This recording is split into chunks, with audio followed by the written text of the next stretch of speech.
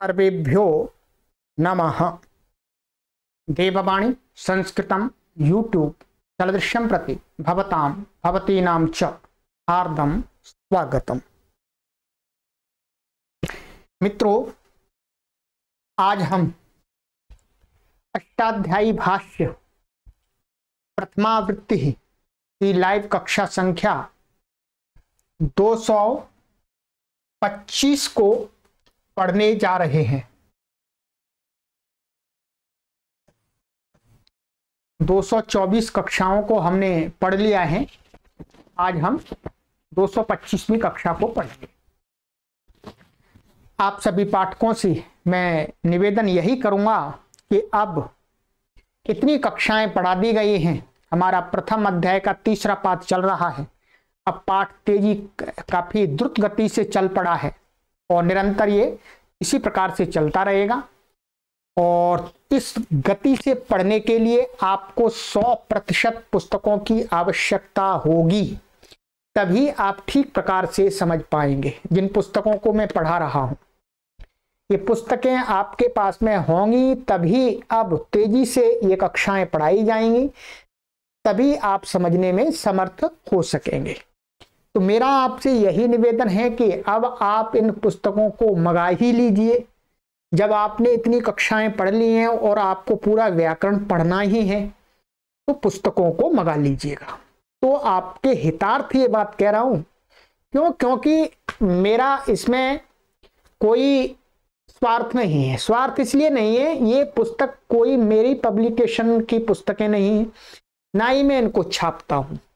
मैं केवल पढ़ा रहा हूं, आपके हितार्थ, आपकी सुविधा के लिए आपको उपलब्ध करा देता हूं। बस इतना ही मेरा इसमें रोल है।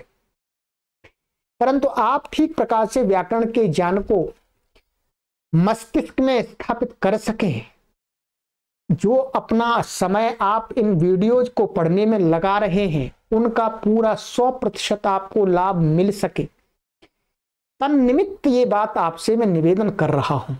तो इन पुस्तकों को आपको मंगाना हो तो आप इसी वीडियो के डिस्क्रिप्शन में एक वेबसाइट का लिंक दिया गया है, devvanisanskritam.com। उस वेबसाइट से आराम से मंगा सकते हैं। अपने घर पर ही बैठे बैठे आपसे कोई भी अधिक मूल्य नहीं लिया जाता है। हमारा उद्देश्य है कि आप विद्वान और विदुषी बने। चलिएगा मित्रों, अब हम पढ़ना आरंभ करते हैं। गत कक्षा में मैंने आपको कुछ सूत्र पढ़ाए थे, लगभग 10 से 11 सूत्र पढ़ाए थे और यहां तक मैंने आपको पढ़ा दिया था। ये सूत्र मैंने अंतिम में पढ़ाया था, अनुपसर्गाद वा क्रमते और क्रामते, यही पढ़ा दिया था। अब सूत्र है आपका प्रथम अध्याय के तीसरे पाद का 44वां सूत्र है। आइएगा देखते हैं। अपहन्वे जहां, अपहन्वे जहां, अपहनवे सप्तमी विभक्ति एकवचनांतम, जहां पंचमी विभक्ति एकवचनांतम। कोई समास नहीं है, दो ही पद हैं इसके अंदर। अनुवृत्ति आ रही है इसमें मित्रों आत्मने पदम, ठीक है, आत्मने पदम की।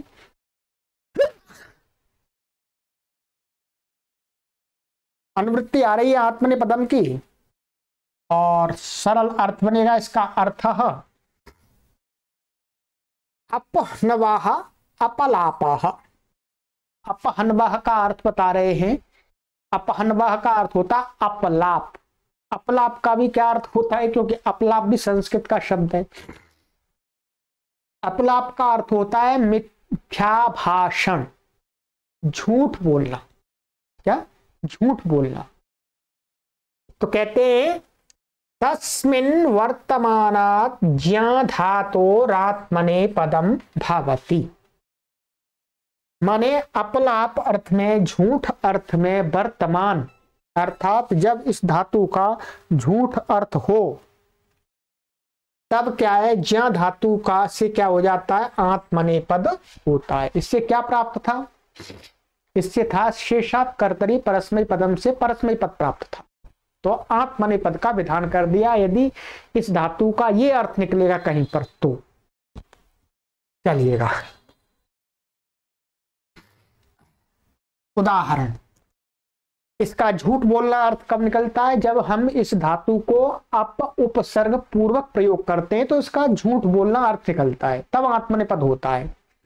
उदाहरण दिए, शतम अपजानीते, सहस्रम अपजानीते, माने 100 रुपए के लिए झूठ बोलता है, 1000 रुपए के लिए झूठ बोलता है। माने यहाँ पर क्या है, झूठ बोलना अर्थ है। माने कोई 100 रुपए भाई ले लिए और वो झूठ बोल रहा है कि मैंने लिए ही नहीं आपके 100 रुपए, अथवा ले लिए और फिर दिए नहीं, फिर बोल रहा हमने दे दिए आपके 100 रुपए, अब कहां से नहीं, तो झूठ बोलना अर्थ है। ठीक है, आइएगा आप जानीते, और ये उदाहरण एक ही जैसा, सिद्धि एक ही करनी है, इसमें थोड़ा नया है, हम आपको दिखा देते हैं यहाँ पर। हाँ, गुरुजी ने सिद्धि आपको यहाँ दिखा दी है, देखिएगा यहाँ पर है, आप परिशिष्ट में आप देखेंगे,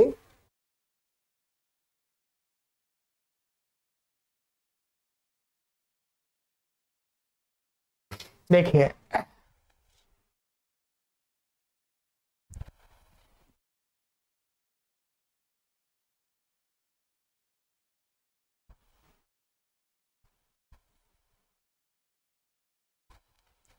चलिएगा, आइए आप जानीते, आप पूर्वक ज्या धातु है, पूर्व सभी सूत्र लग करके, और इस सूत्र ने क्या कर दिया, प्रकृत सूत्र, माने इस सूत्र ने अपहनवे जाने आत्मनेपद कर दिया। फिर और भी बाकी के सभी सूत्र लग करके आत्मनेपद का, ये लट लगा प्रथम पुरुष का एक वचन का है तो क्या आ जाएगा, ता आ जाएगा। ठीक है, तो आप ज्ञात आ गया। अब बीच में धातु से विकर्ण प्रत्यय होना चाहिए, विकर्ण, तो वो विकर्ण क्या होगा, कर्तरी शब्द से शब्द प्राप्त था, परंतु उसका अपवाद है क्रियादिभ्यः श्ना। ये कहता है कि यदि क्रियादिगण की धातु होगी कोई तो उससे शप नहीं होता है, क्या होता है, कर्तृवाचनी सार्वधातुक के प्रत्यय के परिवर्ते श्ना होता है। क्या होता है, श्ना। इसका अर्थ में दिखा देता हूं आपको, चलिए देखिए, ये है क्रियादिभ्यः श्ना, अर्थ डुक्रिय इति एवं आदिभ्यः धातुभ्यः श्ना प्रत्ययो भवति कर्तृवाचनी सार्वधातुके परतः। सही है, ठीक है। तो ये क्या है, ज्या धातु क्या है, क्रियादिगण की है, क्रियादिगण में पड़ी हुई है। ठीक है, तो इससे क्या हो जाएगा, श्ना विकर्ण होगा इसमें, श्ना प्रत्यय, प्रत्यय परश्च से परे हो जाएगा। तो ये आ गया श्ना, श्ना का क्या है, शकित संज्ञा हो जाएगी, लशक तद्धिते, तो ये बच गया अपजना। अब यहां पर इसके परे रहते इसकी क्या है, अंग संज्ञा, यस्मात् प्रत्यय विधिस् तदादि प्रत्यय अंगम से इसकी अंग संज्ञा है। अंग संज्ञा होने से अंग के अंगस्य, अंग के अधिकार में एक सूत्र है ज्या जन और जा। ठीक है, ज्या जन और जा, 7-3-79। ये क्या कहता है, ये कहता है ज्या धातु और जन धातु, ठीक है, इनको शित प्रत्यय के परे रहते, शित सार धातु प्रत्यय के परे रहते क्या हो जाता है, ज्या को जा और जन को जा। तो जन तो है नहीं, यहां पर ज्या है। यहाँ ये सार्वधातु का तिंग शित सार्वधातुकम से श्ना प्रत्यय कैसा है, सार्वधातुक है। सार्वधातुक होने से अब सार्वधातुक मिल गया, तो सार्वधातुक प्रत्यय परे होने से इसको ज्या को क्या कर दिया, इस सूत्र ने जा कर दिया, सरल अर्थ है। ठीक है, तो क्या बन गया, ये ज्या को जा हो गया, अप जा ना, और ये आगे आपको दिखा देता हूं, सूत्र ये है आपका, इसका अर्थ देख लीजिएगा, ज्या जनोर जा, अर्थ ज्या जनी प्रादुर्भावे दैवादिकस्य ग्रहणम, दिवादिगण की का, दिवादिगण की धातु है, इत्येतयोर अंगयो स्थाने शिति प्रत्यय परतः जा इत्ययम आदेशो भवति, जा आदेश हो जाता है। तो यहाँ तो ज्या धातु है, तो ज्या को हमने जा कर दिया। ठीक है, ये हो गया। अब आप जा ना और टित आत्मने पदानाम तेरे से, एक तो हो गया। अब यहां पर इसके परे रहते इसकी अंग संज्ञाएं, यस्मात् प्रत्यय विधिस्तदादि प्रत्यय अंगम, इसकी अंग संज्ञाएं, तो अंग संज्ञा के अधिकार में वो। और ये क्या है, ता सार्व, ये तिंगशित सार्वधातुकम से सार्वधातुक है, और सार्वधातुकम अपित से ये अपित गितवत है, माने ये गितवत हो गया। गितवत होने से अंग के अधिकार में एक सूत्र है, ई हल्य घो हो। क्या सूत्र है ये, ई हल्य घो हो। अर्थ में आपको भी दिखाऊंगा। ये क्या करता है, इस तक के ते के परे रहते ना के आ को ई करता है। क्या करता है, ना के जब ना के आ को ई करता है। चलिएगा इसका अर्थ मैं आपको दिखा देता हूं, फिर सरलता होगी आपको। ये देखिए, ई हल्य घो हो, यहां अर्थ देखिएगा, स्नान्तानाम अंगानाम अभ्यस्तानां च घूवर्जितानाम आताः स्थाने ईकारादेशो भवति हलादौ किंगति सार्वधातुके परत। यहां पर आपको कुछ भी नहीं देखना, जो को हमें देखना है स्ना, बस स्नांत अंग हो उसको क्या है, ई, उसके आकार के स्थान में, स्ना के आकार के स्थान में ई आदेश हो जाएगा। कब, हलादी कित गित सार्वधातुक प्रत्यय हो। अब जो ता है वो हलादी भी है, सार्वधातुक भी है और गित भी है, पूरा मिल गया। तो स्ना के आको ई आकार आदेश हो जाता है इससे। बाकी के दूसरी सिद्धियां हैं उनसे हमें अभी कुछ करना नहीं है। चलिए, क्योंकि अभी हम इस सूत्र को नहीं पढ़ रहे। तो अब यहां पर क्या हो गया, ई हल्य घो से यहां पर इसको अलो अंत से ई हो गया आको, तो आप जानीते बन गया। कोई सिद्धि विशेष नहीं है इसमें। क्या है, ये दो सूत्र विशेष लगे, तीन, एक ये लगा, एक ये लगा, एक ये लगा, तीन सूत्र लगे इसमें। बाकी तो सब समान ही है। तीन, एक चार लगे, ये भी लगा। हाँ, ये तो लगा नहीं है, तो पहले वाला ही है, तीन ही लगे, एक और दो और तीन। और इस जो सूत्र को हम पढ़ रहे हैं वो विशेष लगा है मुख्य रूप से, उसने आत्मनेपद किया है। ठीक है, चलिएगा, ये आपका कंप्लीट हो गया। आगे आ जाइए। तो यहां पर अर्थ भी दिया है, शतम अपजानीते 100 रुपए के लिए झूठ बोलता है, सहस्रम अपजानीते 1000 रुपए के लिए झूठ बोलता है। यही तो बताया झूठ मत बोलना, नहीं तो आपके लिए प्रयोग हो जाएगा ये। ठीक है, चलिए आगे चलते हैं। यहां से ज्या की अनुवृत्ति चल रही है। ठीक है, आगे सूत्र है अकर्मकाच। आइएगा, पदच्छेद अकर्मकात पंचमी विभक्ति एक वचनांतम च अव्यपदम, सरल है। आगे है इसमें अर्थ। ठीक है, अर्थ अकर्मकात ज्या धातोरात्मनेपदम भवति। ऊपर वाली धातु तो ऊपर वाली भी ज्या धातु थी, परंतु उसमें क्या था, अर्थ विशेष था, झूठ बोलना। यहां पर कोई अर्थ नहीं है, बस इतना है कि वो ज्या धातु वाक्य में अकर्मक होनी चाहिए, उसका कर्म नहीं होना चाहिए, तो भी उससे आत्मनेपद हो जाता है।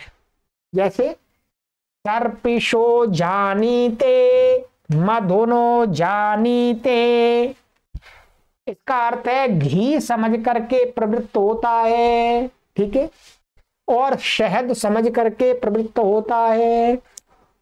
तो ये कर्म नहीं है, ये क्या है, संबंध में षष्ठी है। कर्ण में था, षष्ठी है कर्ण में, संबंध में नहीं, कर्ण में षष्ठी। ये वास्तव में षष्ठी विभक्ति का एक वचनांत रूप भी बता दूंगा मैं आपको। ठीक है, ऐसे ये भी षष्ठी विभक्ति एक वचनांत है।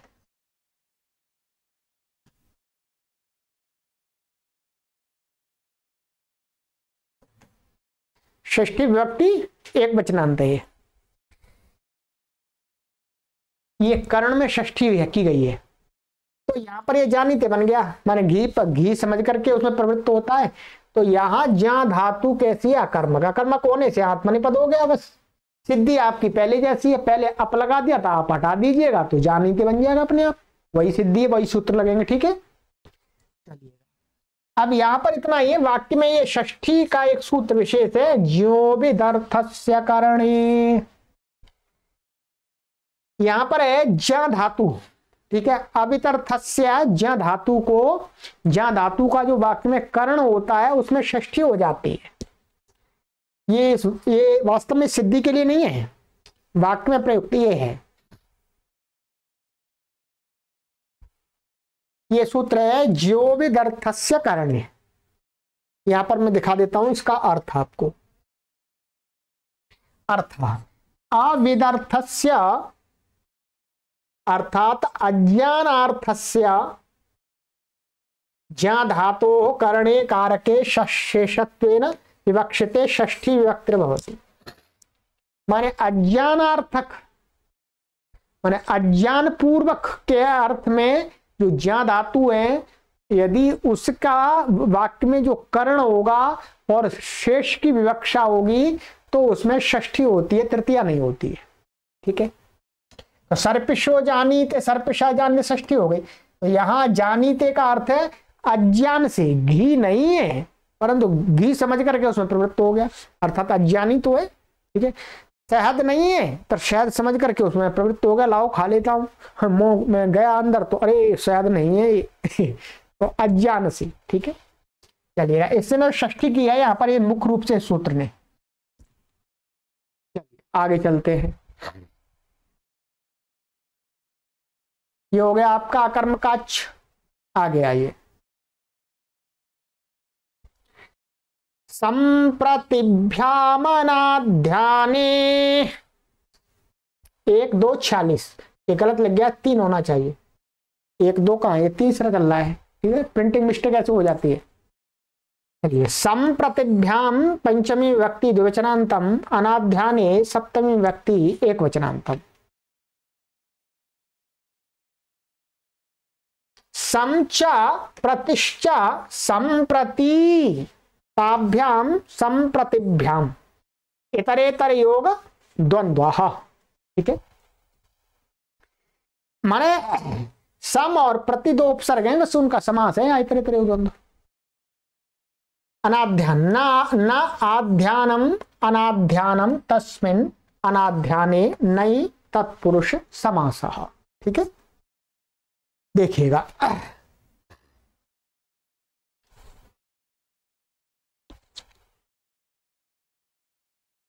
आध्यान का अर्थ होता है उत्कंठा पूर्वक स्मरण करना। ठीक है, क्या उत्कंठा पूर्वक उत्साह से युक्त होकर के स्मरण करना। ठीक है, तो कहते हैं कि उत्कंठा पूर्वक स्मरण ना हो उसका निषेध कर दिया, तो न आध्यानम अनाध्यानम तस्मिन् अनाध्याने नई तत्पुरुष समास हो गया है। ठीक है, अब देखिएगा ऊपर से अनुवृत्ति आ रही है इसमें जहां और आत्मनेपदम की। अर्थ संप्रति इत्येवं पूर्वात् अनाध्याने अर्थे वर्तमानात् ज्या धातोरात्मनेपदम भवति।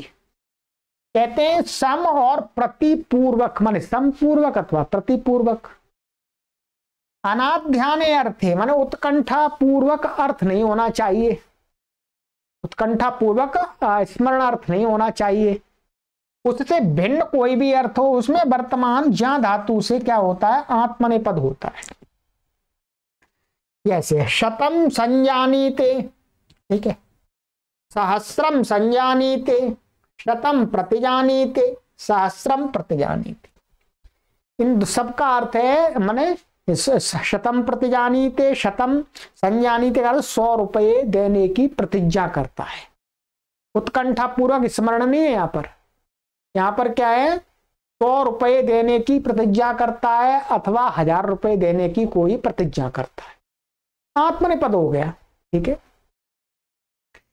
अब देखिएगा ये यहाँ सिद्धि में कुछ भी नहीं है, जानीते आपने बना ही लिया है, यहाँ पर सम जुड़ जाएगा, यहाँ प्रति जुड़ जाएगा और कुछ नहीं है, ठीक है।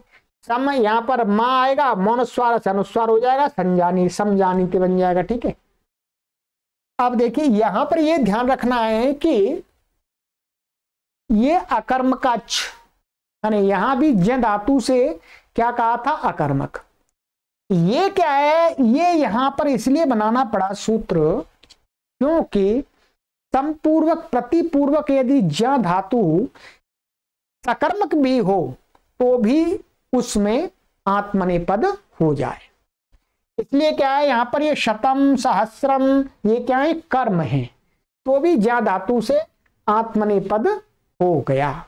परंतु सम और प्रतिपूर्वक ही होगा, इससे भिन्न किसी उपसर्ग पूर्वक नहीं होनी चाहिए। चलिए तो ये हो गया, इसमें सिद्धि कुछ भी विशेष नहीं है, आप आराम से हमने बनाई लिए, बस उपसर्ग का है। आइए सूत्र संख्या है 1347। भाषणोपसंभाषा ज्ञान यत्न विमत्युपमंत्रणेषु वदः, ठीक है। आइएगा तो भाषणोपसंभाषण ज्ञान यत्न विमत्योपमंत्रणेषु सप्तमी विभक्ति बहुवचनांत, वदः पंचमी विभक्ति एक वचनांत, ठीक है। समास करते हैं, समास इसके अंदर है, अर्थात इसके अंदर सामान्य समास है। समासः भाषणञ्च उपसंभाषा च ज्ञानञ्च यत्नश्च विमतिश्च उपमंत्रणञ्च भाषणोपसंभाषा ज्ञान यत्न विमत्युपमंत्राणि और तेषु भाषणोपसंभाषा ज्ञान यत्न विमत्युपमंत्रणेषु। कौन सा समास हो गया बोलो, इतरेतर योग द्वंद्व। इतरेतर योग द्वंद्व समास हो गया मित्रों, ठीक है। चलिएगा ये इसमें शब्द हैं आपका, भाषण उपसंभाषा ज्ञान यत्न विमति उपमंत्रण, ये अर्थ, ये शब्द हैं। तो इनका जो अर्थ होगा तो इन अर्थों में वर्तमान वद धातु है, उससे आत्मनेपद होगा। ये सूत्र वास्तव में ये कह रहा है, अभी पढ़ रहे हैं, चलिए ठीक है। ऊपर से इसमें अनुवृत्ति आ रही है केवल और केवल आत्मनेपद की, ठीक है। आइएगा अर्थ, भाषणम माने दीप्ति ही, दीप्ति माने प्रकाश, उपसंभाषा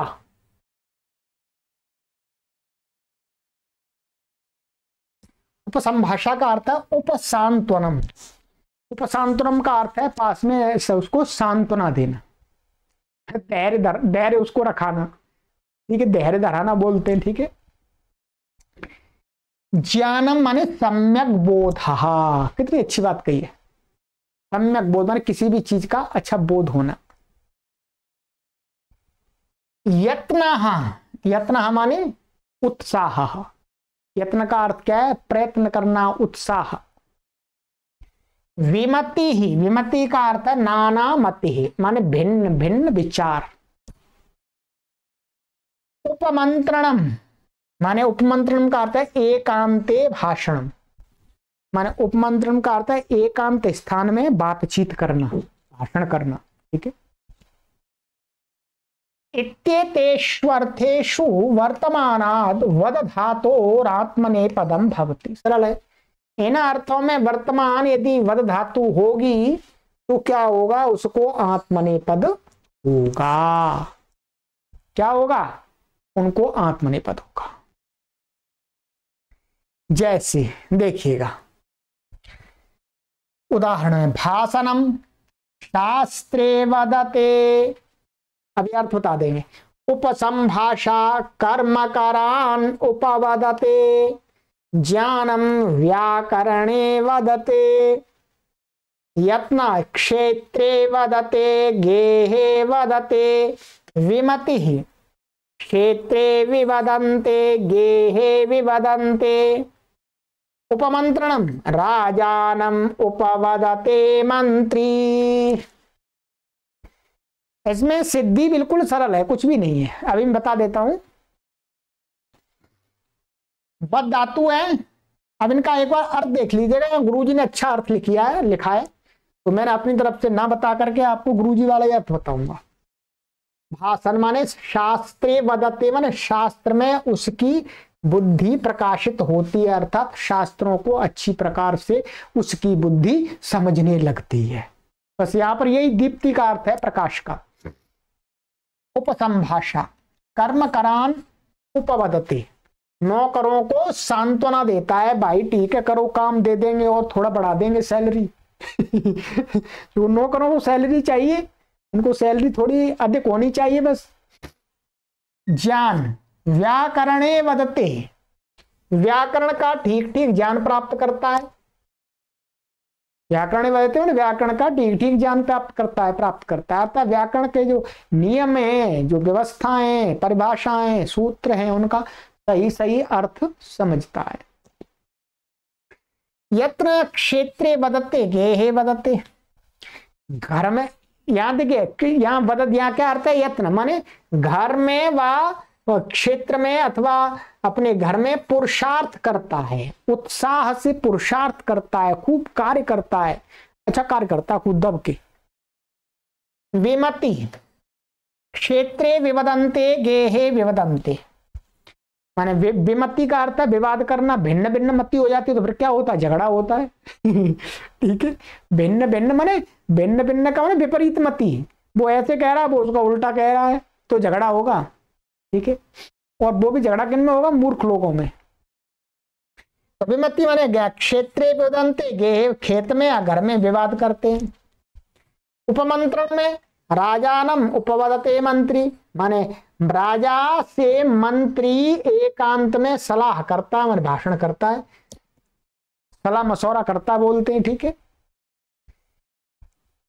तो ये हो गया। कहीं पर उपसर्ग पूर्वक हो सकती है, कहीं अकेली भी है। जब इसका ये अर्थ जैसे बताया गया है, शास्त्रों में प्रयोग है, साहित्य में, उसके अकॉर्डिंग ये उदाहरण निश्चित किए गए हैं। देखिएगा, यहां वदते यदि हम बना लेंगे तो कोई फिर परेशानी नहीं है। फिर क्या है? वदते ला कवि पर या उपपूर्वक है, और बस उपपूर्वक ये है, ये विपूर्वक है बस। ठीक है, तो वदते में आपको क्या करना है? कुछ करना ही नहीं, मैं आपको यहाँ शॉर्टकट में बता देता हूं। वद व्यक्तायाम वाच्य धातु है। ठीक है, ऐसी धातु है, इत संज्ञा हो जाएगी, क्या बचेगा आपका? वद बचेगा। ठीक है, और यहां पर इस सूत्र से पूरे सारे सूत्र लगा करके पूर्वत क्या हो जाएगा? आत्मनिपद हो जाएगा, त आ जाएगा। जब एक वचन होगा तब बहुवचन होगा, तो बहुवचन में झा आएगा। ठीक है, और यहाँ कर्तरी शब्द से ये क्या? शप आ जाएगा, ये एक संज्ञा हो जाएगा, आ बचेगा। क्या बचा आपका? वाद, और ये टित आत्मनिपदानाम टेरे से एक तो होकर के वादत्ते बन गया। कुछ करना ही नहीं है, आत्मनिपद से हुआ है। जब उपसर्ग होगा तो यहां लगा दीजिएगा उपसर्ग, उप आदि जो भी है, वी आदि है वो लगा दीजिए, जोड़ दीजिए, कोई परेशानी नहीं है। और यहां पर ये जो बहुवचन में है, ये वाला, ये यहां आपका वो झा आएगा। क्या आएगा? या झा प्रत्यय आ जाएगा बहुवचन को, जो अंता से उसको क्या हो जाएगा? अंत हो जाएगा, और टितात्मन लग करके अंत्य बन जाएगा। तो क्या बन जाएगा? विवदन्ते। ये बना ही सकते हैं आप आराम से। ठीक है, चलिएगा, सरल है।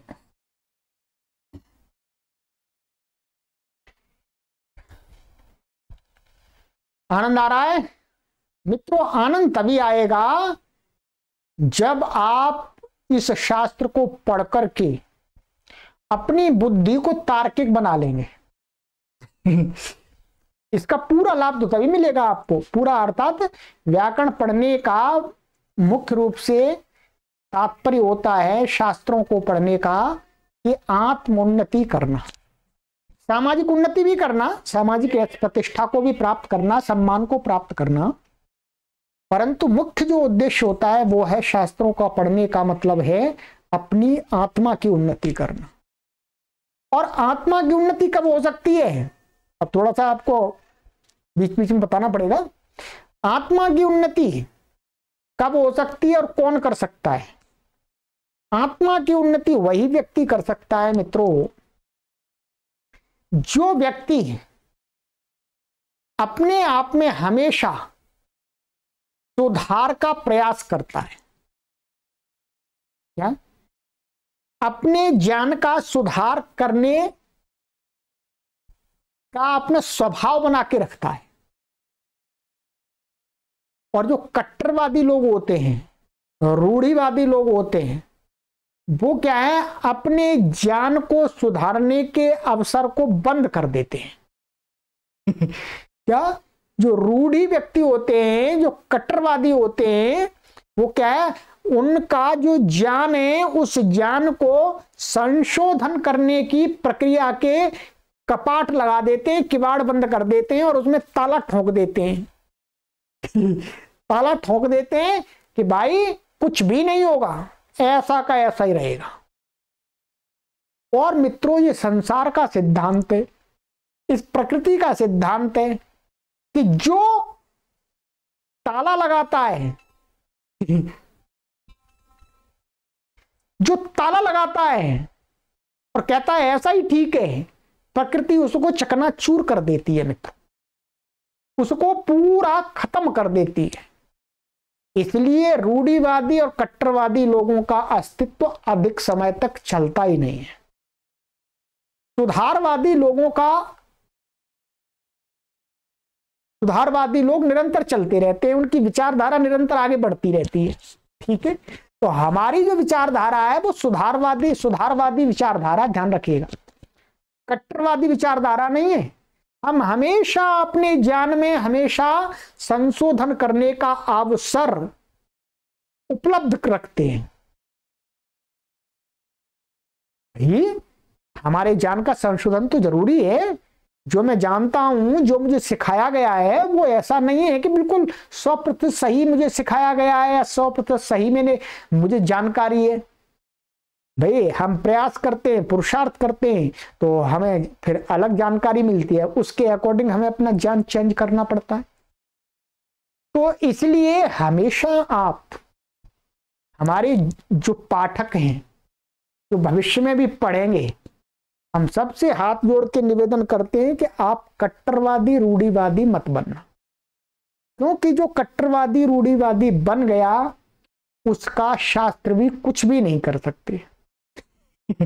उसका शास्त्र कुछ भी नहीं कर सकते, उसका कुछ भी कल्याण नहीं कर सकते।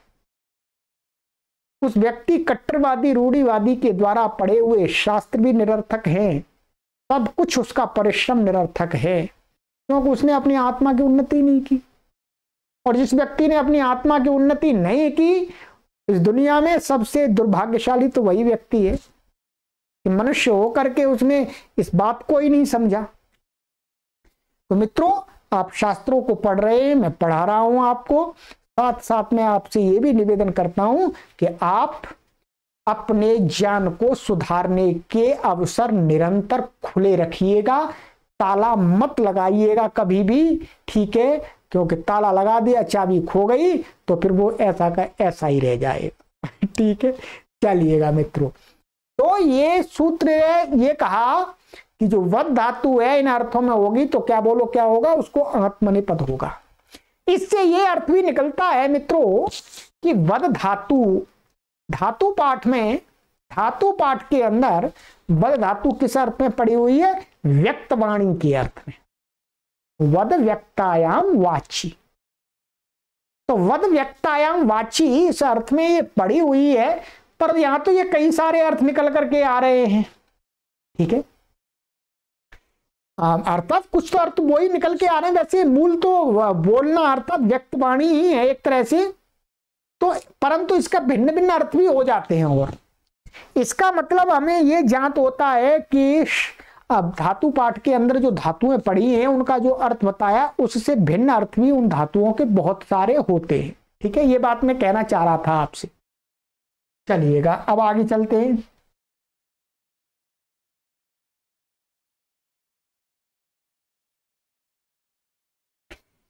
व्यक्तवाचाम समुच्चारणे 1-3-48 व्यक्तवाचाम षष्ठी विभक्ति बहुवचनांतम समुच्चारणे सप्तमी विभक्ति एकवचनांतम। समास व्यक्ता वाक् येषां ते व्यक्तवाचा तेषां व्यक्तवाचाम बहुव्रीहि। बिल्कुल सरल है। व्यक्ता वाक, वाक शब्द क्या है? स्त्रीलिंग है। कैसा शब्द है? स्त्रीलिंग। तो कहते हैं वाणी व्यक्त वाणी। वाणी क्या होती है? वाणी दो प्रकार की होती है। जैसे पशु हैं, पक्षी हैं, कीट हैं, पतंगे हैं, वो भी वाणी करते हैं, वो भी ध्वनि करते हैं, कुछ शब्द उच्चारण करते हैं, परंतु उनकी वाणी कैसी है? अव्यक्त है। और जो मनुष्य की वाणी है, केवल मनुष्य की वाणी कैसी वाणी है? व्यक्त वाणी। तो उसी को कहा है कि व्यक्त वाणी है जिनकी, किनकी? मनुष्यों की। तो उन मनुष्यों को कहा जा रहा है। ठीक है, व्यक्त वाक माने मनुष्य। ठीक है, तो व्यक्ता वाक एषाम मनुष्याणाम ते मनुष्याः व्यक्तवाचाः। ठीक है, चलिए बहुव्रीहि समास हो गया। इसमें अनुवृत्ति आ रही है मित्रों वद, वदः, ऊपर से आत्मनेपद की अनुवृत्ति आ रही है। अर्थः व्यक्तवाचाम स्पष्टवाचाम समुच्चारणे सहोच्चारणे अर्थे वर्तमानात् वद्धात् वदधातोरात्मनेपदं भवति। कहते हैं कि व्यक्त वाणी है अर्थात स्पष्ट वाणी एकदम साफ साफ समझ में आ रहा है। ऐसे व्यक्त वाणी वाले मनुष्यों के समुच्चारण माने सहोच्चारण, साथ साथ बोलने के अर्थ में, क्या साथ साथ इकट्ठे कई लोग बोलते हो, इस अर्थ में वर्तमान बद धातु से भी क्या हो जाता है? बोलो आत्मनेपद। ठीक है, संप्रवदन्ते ब्राह्मणाः संप्रवदन्ते क्षत्रियाः। ठीक है, क्या है? संप्रवदन्ते ब्राह्मणाः, ब्राह्मण लोग मिलकर के, ब्राह्मण माने ब्राह्मण लोग, विद्वान लोग मिलकर के उच्चारण करते, मंत्रों का उच्चारण करते, मुख्य रूप से यही अर्थ है। ठीक है, तो ब्राह्मण कौन है? मनुष्य तो है। तो विद्वान कौन है? मनुष्य। तो मनुष्य लोग साथ मिल करके, अकेले करेंगे तो नहीं होगा आत्मनेपद, मिल करके करते हैं। तो क्या है? संप्रवदन्ते, संप्रवदन्ते क्षत्रिय, क्षत्रिय लोग युद्ध क्षेत्र में एक साथ चिल्लाकर चिल्लाते हैं, बोलते हैं जी जय जय जय जय जय जय जय जय जय हो गई, हमला करो हमला करो हमला करो। ठीक है, तो संप्रवदन्ते और प्रवदन्ते, संप्रवदन्ते दोनों का एक ही अर्थ है, संपूर्वक, प्रपूर्वक है, और वदन्ते वद धातु से आत्मनेपद हो गया, और बहुवचन है तो झा जाएगा, जो अंत से अंत हो जाएगा, टिता आत्मनेपदानम टेरे से एक हो जाएगा, और मनुस्वारा से सम के मकार को अनुस्वार हो जाएगा। बोलो क्या बन गया? संप्रवदन्ते। अब तो जल्दी जल्दी समझ में आ जाएगा, कोई परेशानी नहीं। चलिए, तो ये हो गया आपका व्यक्तवाचाम समुच्चारणे। इस अर्थ में भी वर्तमान यदि बद धातु होगी तो भी उसको आत्मनेपद होता है। चलिए, सूत्र है आपका आगे, अनोरकर्मकात् 1-3-49। अनोह पंचमी विभक्ति एक वचनांतम, अकर्मकात् पंचमी विभक्ति एक वचनांतम। समास नहीं है क्योंकि अकर्मक का समास पहले बता दिया, न कर्म विद्यते कर्म यस्य स अकर्मका तस्मात् अकर्मकात् बहुव्रीहि समास आप कर सकते हैं, परंतु समास दिखाने की कोई आवश्यकता नहीं है। चलिए, अनुवृत्ति किसकी आती है मित्रों? इसमें व्यक्तवाचाम समुच्चारणे वदः आत्मनेपदम्। अर्थ अनुपूर्वात् अकर्मकात् वद धातोर व्यक्तवाचाम समुच्चारणेऽर्थे वर्तमानाद् आत्मनेपदम भवति।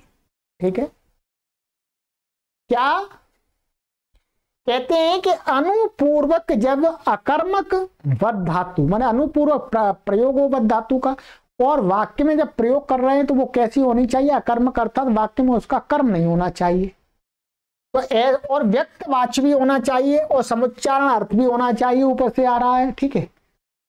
तो क्या है, आत्मनेपदम भवति, तो उसको आत्मनेपद होता है।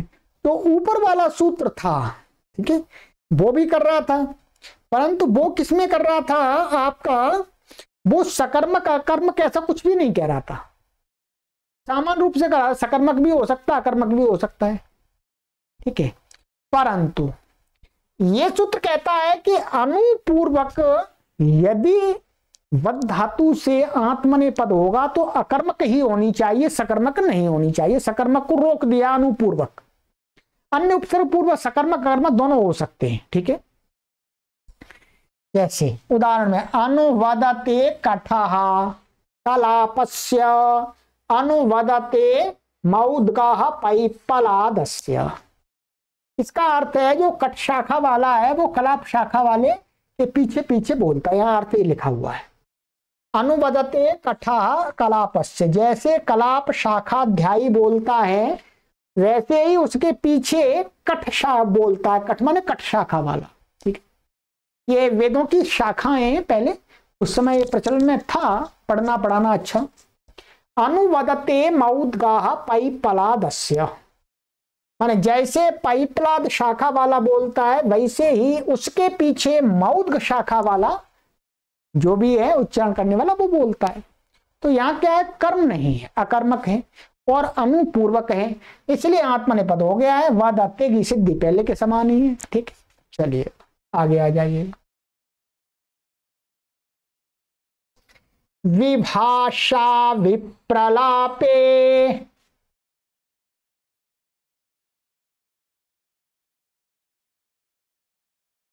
1-3-50। विभाषा प्रथमा व्यक्ति एक वचनांतम, विप्रलापे सप्तमी व्यक्ति एक वचनांतम, ठीक है। अनुवृत्ति इसमें समास आदि कुछ नहीं है, अनुवृत्ति ऊपर से आ रही है व्यक्तवाचाम समुच्चारणे वदाह और आत्मनेपदम की, ठीक है। अर्थः विप्रलापे अर्थात विरुद्ध कथनात्मके व्यक्तवाचाम समुच्चारणे अर्थे वर्तमानात् वद धातोर आत्मनेपदम वा भवति, ठीक है। यहां बस इतना ही है। विप्रलाप का अर्थ है कि विरुद्ध कथन करना, मैं कुछ कह रहा हूं और सामने वाला कुछ कह रहा है, उल्टा कह रहा है, एकदम विरुद्ध है। मैं कह रहा हूं 1 बज गया रात का, वो कह रहा है दिन का 1 बज गया। मैं कह रहा हूं संस्कृत को पढ़ो, वो कह रहा है अंग्रेजी को पढ़ो, ठीक है। तो ये क्या है, विरुद्ध कथन है, ठीक है। मैं कह रहा हूं वेद संस्कृत भाषा में, वो कह रहा है वेद अंग्रेजी भाषा में, ठीक है। तो इस प्रकार के विरुद्ध कथन तो कहते हैं विरुद्ध कथनात्मक अर्थ में वर्तमान क्या है, व्यक्तवाचाम समुच्चारणे, और व्यक्तों की वाणी होनी चाहिए, व्यक्तों का बोलना होना चाहिए और साथ साथ बोलना होना चाहिए, अर्थात आपस में दोनों साथ साथ विवाद भिन्न भिन्न बोल रहे हैं विपरीत। तो ऐसे अर्थ में वर्तमान बद धातु से क्या हो जाता, आत्मनेपद वा माने विकल्प से होता है। विभाषा माने न वेति विभाषा, माने एक बार आत्मनेपद होगा पक्ष में परस्मैपद हो जाएगा, यही तो है। चलिए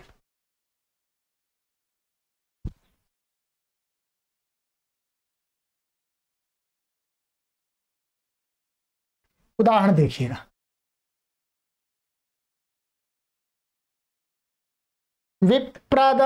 विप्रवदन्ते सांवत्सराः, विप्रवदन्ति सांवत्सराः, विप्रवदन्ते विप्रवदन्ति वा वैयाकरणाः।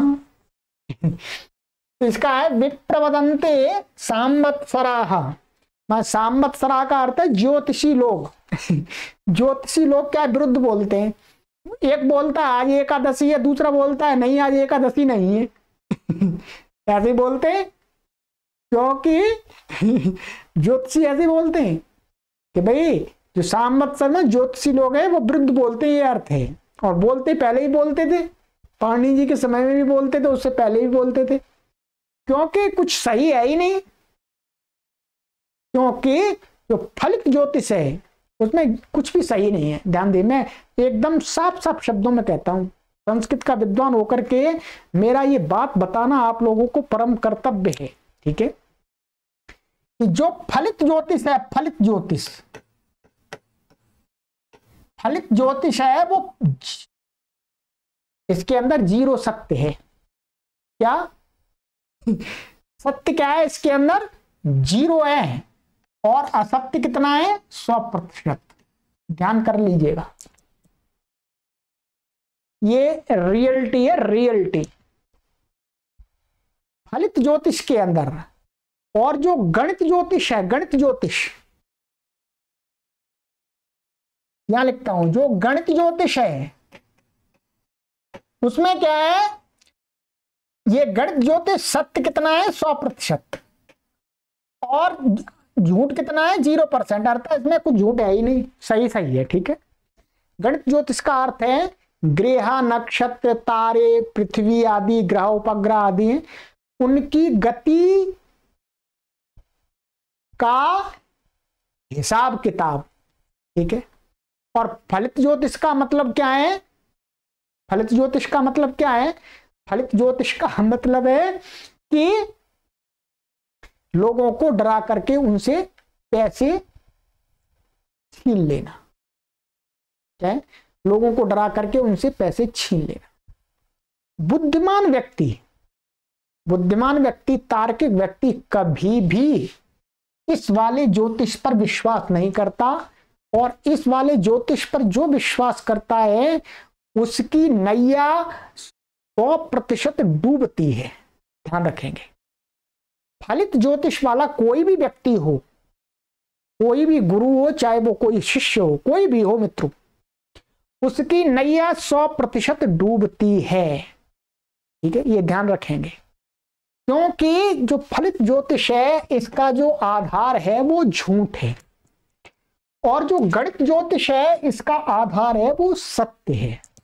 और हमेशा असत्य की नैया डूबती है, सत्य की नैया पार लगती है। दुनिया के सभी श्रेष्ठ पुरुष यही तो कहते हैं, चाहे आदि गुरु शंकराचार्य महाराज जी कह रहे हो, वो भी यही कहते हैं, सत्य क्या, सत्य की जीत होती है।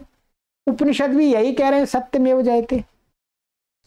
तो मित्रों, मैं अपने सभी पाठकों से यही निवेदन करूंगा कि यदि आप वास्तविक विद्वान बनना चाहते हैं, अपने जीवन को सुखी करना चाहते हैं, अपनी आत्मोन्नति करना चाहते हैं, तो जीवन में कभी भी फलित ज्योतिष को स्थान मत दीजिएगा। कभी भी आप किसी को फलित ज्योतिष के द्वारा ठगिए मत, ठगिए मत। ध्यान दीजिएगा, फलित ज्योतिष के द्वारा कभी भी आप अपने चंगुल में लोगों को मत फंसा। कभी भी फलित ज्योतिष के द्वारा लोगों को अंधविश्वास में मत, नहीं तो उसकी तो जो हानि होगी सो थोड़ी बहुत होगी, परंतु आपकी बहुत बड़ी हानि हो जाएगी।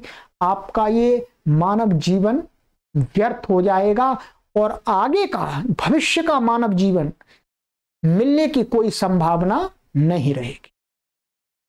ध्यान रखिएगा, वास्तव में रियलिटी है ये ऋषियों के सिद्धांतों के अनुकूल बात है मित्रों, कि इस मानव जीवन में, मनुष्य जीवन में हमने मानव के कर्म नहीं किए तो अगला जीवन हमें निश्चित रूप से मनुष्य का मिलना ही नहीं है, मिलना ही है, निश्चित नहीं मिलना है मित्रों, निश्चित नहीं मिलना है।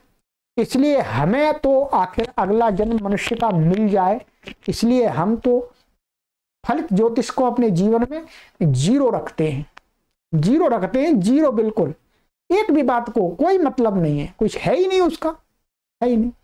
ठीक है, तो आइएगा, तो ये कहते हैं कि जो विप्रवदन्ते सांवत्सरा, ज्योतिषी लोग एक दूसरे के विरुद्ध बोलते हैं, भाई आज एकादशी है, लोगों से आज व्रत कराओ। दूसरा बोलता है नहीं, आज नहीं है एकादशी, कल व्रत कराना। ठीक है, ऐसा ही चलता है। ठीक है, तो हम किसी की बुराई नहीं करते मित्रों, हम भी इसी लाइन के व्यक्ति हैं, परंतु सच्चा ब्राह्मण, सच्चा विद्वान वही होता है जो सत्य का प्रचार करे, निर्लोभ होकर के प्रचार करे मित्रों। देश और समाज की उन्नति के लिए अपनी वाणी का प्रयोग करें, अपने सामर्थ्य का प्रयोग करें। कभी कभी हमारे शब्द लोगों को कटु लगते हैं, तो कटु लगते हैं तो ये आपके ऊपर निर्भर है मित्रों, क्यों आपका ज्ञान उतना कम है। अपने आप ज्ञान को बढ़ाइएगा तो हमारे शब्द आपको मीठे लगेंगे। ठीक है। रोगी यदि डॉक्टर की बताई दवाई को नहीं खाएगा तो ठीक कैसे होगा? वो कहेगा मैं तो ठीक हूं। तो ठीक है भाई, ठीक है, फिर आया क्यों यहाँ पर दवाई लेने? ठीक है। तो हमारे पास में, हमारे सानिध्य में, हमारी संगति में जो भी लोग आएंगे हम उनको सही शिक्षा देने का पूरा प्रयास करेंगे, और जो नहीं आएंगे वो तो करेंगे जी। दुनिया का ठेका तो नहीं लिया मैंने कि भाई दुनिया को मैं सुधार दूंगा। भाई दुनिया मैं नहीं सुधार सकता, दुनिया सुधरेगी अपने आप सुधरेगी। ठीक है।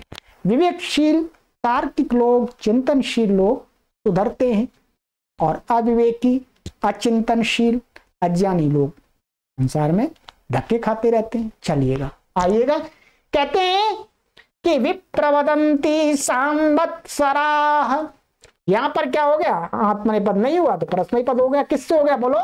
शेषात् कर्तरि परस्मैपदम्। ठीक है। शेषात् कर्तरि परस्मैपदम से यहां परस्मैपद हो गया, और यहां पर आत्मनेपद इस सूत्र से हुआ। ये ध्यान रखेंगे, ये केवल आत्मनेपद करता है, क्योंकि ये धातु कैसी है? परस्मैपदी। किससे? शेषात् कर्तरि परस्मैपदम से। तो यहाँ परस्मैपद शेषात् कर्तरि परस्मैपदम से कीजिएगा, और यहाँ पर इसे विप्रवदन्ते, विप्रवदन्ति वा वैयाकरण। वैयाकरण लोग भी, भिन्न भिन्न व्याकरण को मानने वाले लोग भी आपस में विरुद्ध कथन कहते हैं। कोई कहता है इसके अंदर ये धातु है, कोई कहता है इसके अंदर ये प्रत्यय है, दूसरा कहता है नहीं ये धातु है और ये प्रत्यय। जैसे पाणिनि व्याकरण वाले अलग तरीके से बताते हैं, और भी व्याकरण है वो अलग तरीके से बताते हैं। ठीक है। परंतु श्रेष्ठ व्याकरण तो पाणिनि व्याकरण है जी। ठीक है। परंतु विरुद्ध कथन करते हैं तब प्रयोग किया जाता है विप्रवदन्ते वैयाकरणाः, विप्रवदन्ति वैयाकरणाः। चलिएगा, यहां पर गुरुजी ने लिखा है मित्रों, क्या लिखा है? पूर्व सूत्र से व्यक्तवाचाम समुच्चारणे से नित्य आत्मनेपद प्राप्त था, सो यहां विकल्प कर दिया है। इतना ही है। ठीक है। ये अर्थ होना चाहिए, क्योंकि यहां पर तो ये भी अकर्मक ही है, अकर्मक है ये भी। यहां से क्या नित्य प्राप्त था, तो यहां पर क्या कर दिया? ये अनुपूर्वक था। ठीक है। यहां पर क्या है? व्यक्तवाचाम समुच्चारण, ये वाला सूत्र था आपका, ये वाला। यहाँ उपसर्ग और अनुपसर्ग कोई बात नहीं है, सामान्य था।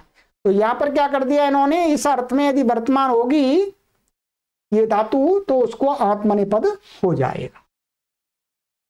ठीक है मित्रों। तो चलिएगा, आज हमने 50 तक पढ़ लिया, और भी अभी 1 मिनट आपके लिए हम कर देते हैं। चलिएगा, ये सूत्र मैं पढ़ा देता हूं आपको, 2-3 सूत्र और हैं छोटे छोटे। आइए,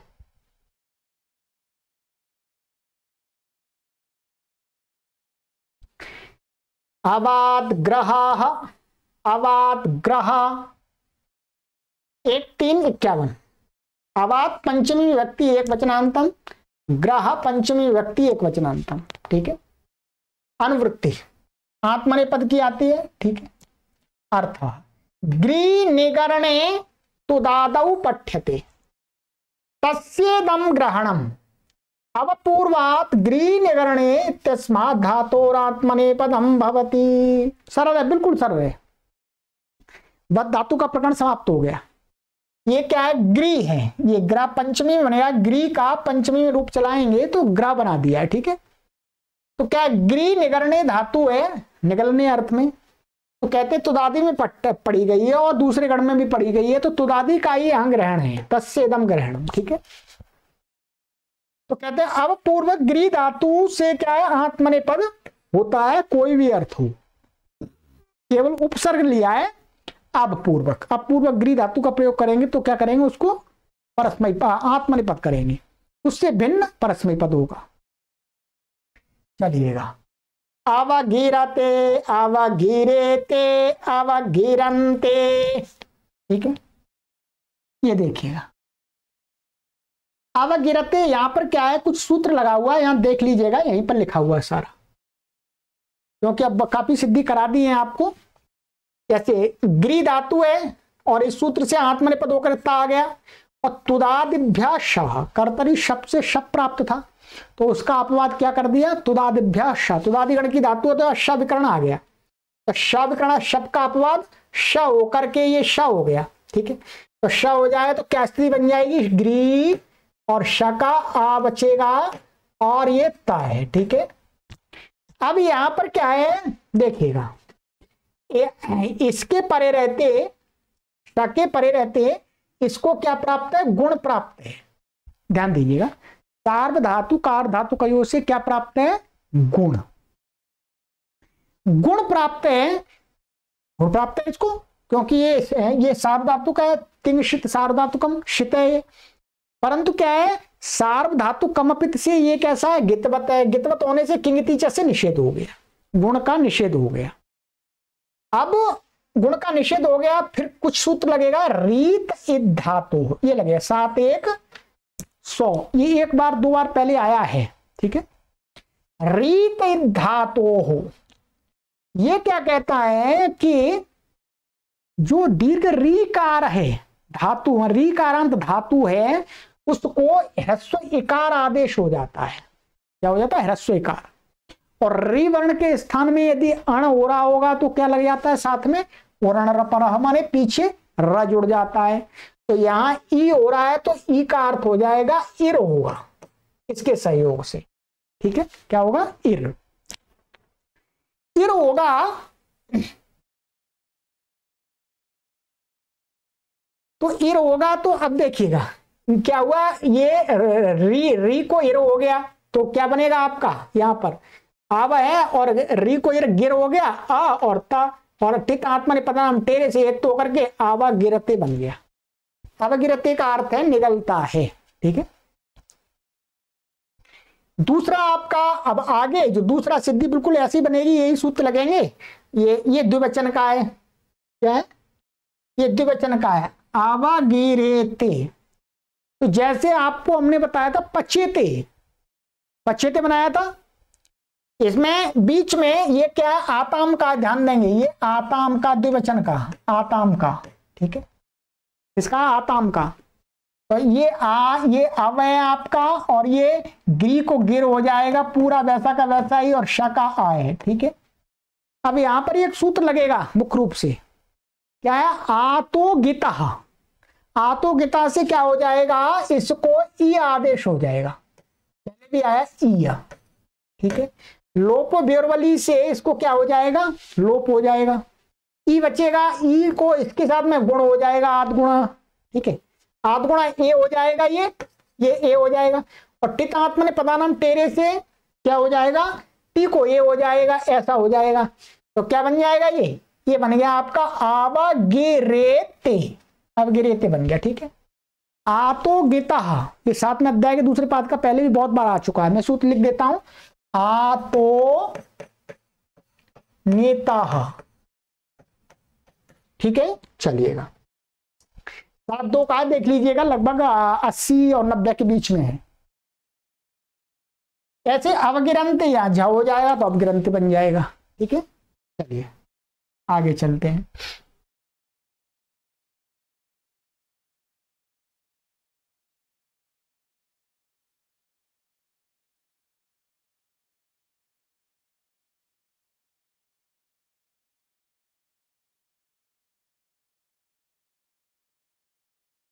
समाह प्रतिज्ञाने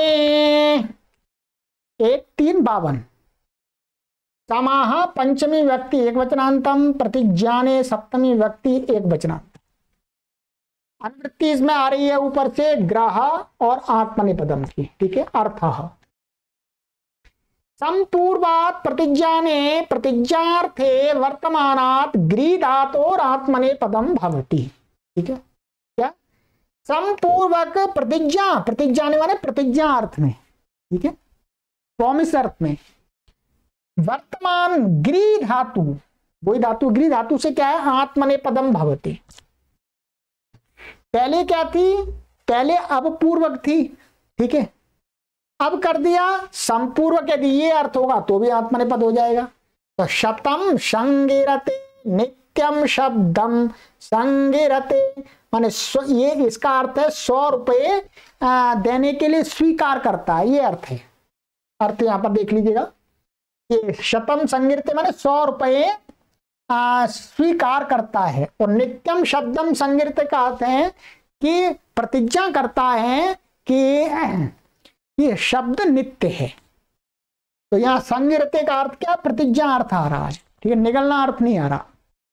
यहाँ पर कुछ सही करना आपको सिद्धि में, सिद्धि आपकी सरल है।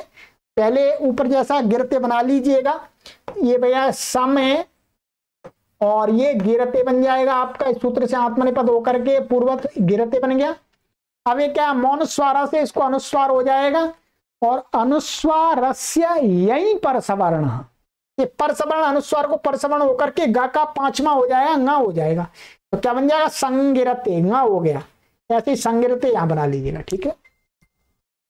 ये वाला सूत्र है, अनुस्वारस्य यही पर सवर्ण, ठीक है, अनुस्वार को, ठीक है, ये लिखा हुआ अर्थ देख लीजिएगा, अनुस्वारस्य यही परतः पर सवर्णादेशो भवति, माने अनुस्वार को यही के परे रहते पर सवर्ण आदेश होता है, पर सवर्ण पर के जैसा ही 5वां हो जाता है।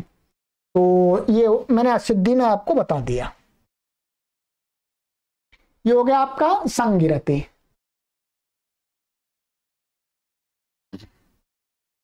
चलिएगा एक सूत्र और पढ़ते हैं, 53वां।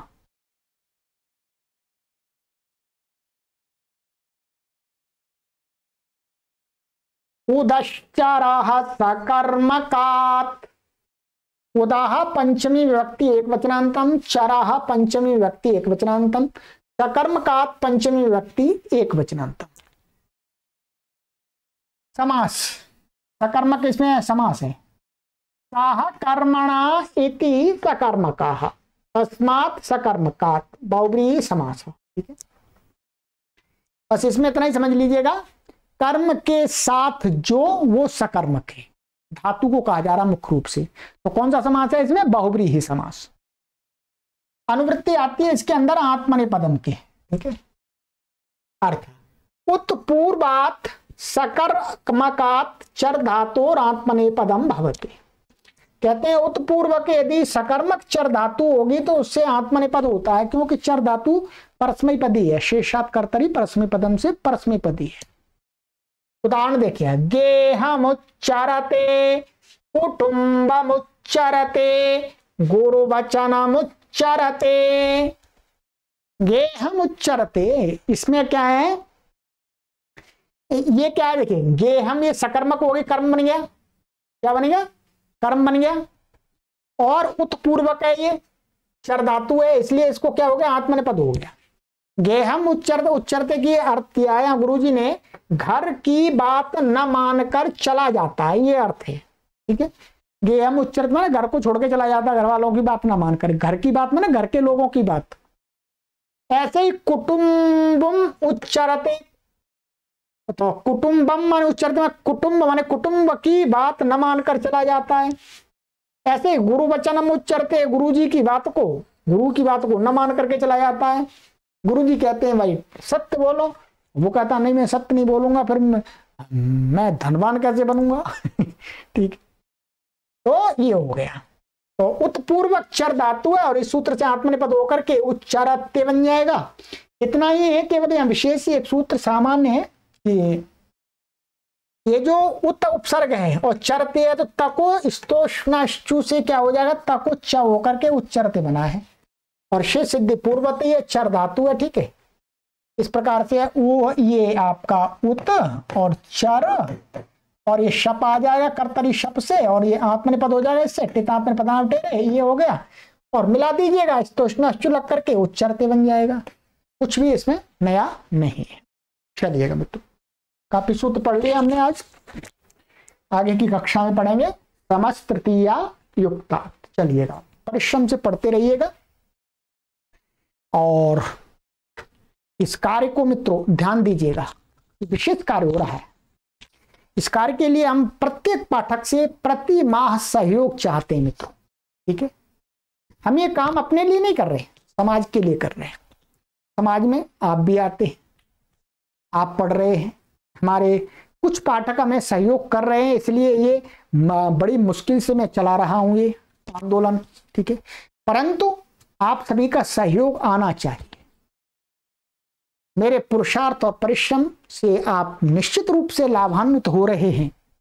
तो इस महान यज्ञ को आगे बढ़ाने के लिए आप हमें प्रति माह अथवा प्रति सप्ताह अथवा प्रतिदिन कुछ न कुछ आर्थिक सहयोग करें। ये आपका परम कर्तव्य है, ये आपका संस्कृत के प्रति कृतज्ञता का भाव है। संस्कृत की उन्नति के लिए आपका ये विचार है, आपका ये संकल्प है। तो मित्रों, आप पढ़िएगा, हम निःशुल्क सभी को पढ़ा रहे हैं, किसी से कोई फीस नहीं ली जा रही है, ठीक है। संस्कृत माता को सही रूप में, शुद्ध रूप में, पवित्र रूप में आप तक पहुंचाने का ये एक प्रयास किया जा रहा है। तो इसको आप भरपूर लाभ उठाइएगा। परंतु इस अभियान को चलाने के लिए साधनों के लिए अभाव नहीं होना चाहिए, हमें साधन चाहिए। आपके सहयोग से साधन प्राप्त होंगे, हमारे पास में कुछ भी नहीं। कुछ लिए इसलिए नहीं है क्योंकि हम किसी को ठगते ही नहीं है, हम झूठ बोलते ही नहीं है, ठीक है। फिर भी हमारे वो श्रेष्ठ पाठक जिनके सहयोग से ये कार्य चल रहा है, और उन सभी श्रेष्ठ पाठकों से जो मुझे सहयोग करें, ये बहुत बड़ा आपका ये योगदान होगा मित्र। तो आप सहयोग कीजिएगा, दूसरे लोगों से भी सहयोग कराइएगा, ठीक है। हम किसी भी विचारधारा को आश्रित होकर के कार्य नहीं कर रहे कि हम इस संप्रदाय के नहीं, हम किसी भी संप्रदाय के नहीं है, हम सर्व संप्रदाय के हैं, ठीक है। संसार के सभी श्रेष्ठ लोग हमारे महापुरुष हैं, हम सब की बात को मानते हैं, और समाज में जो गलत बातें फैली हुई हैं उनका थोड़ा सा स्टॉप करते हैं। चलिएगा, सर्वेभ्यो नमः।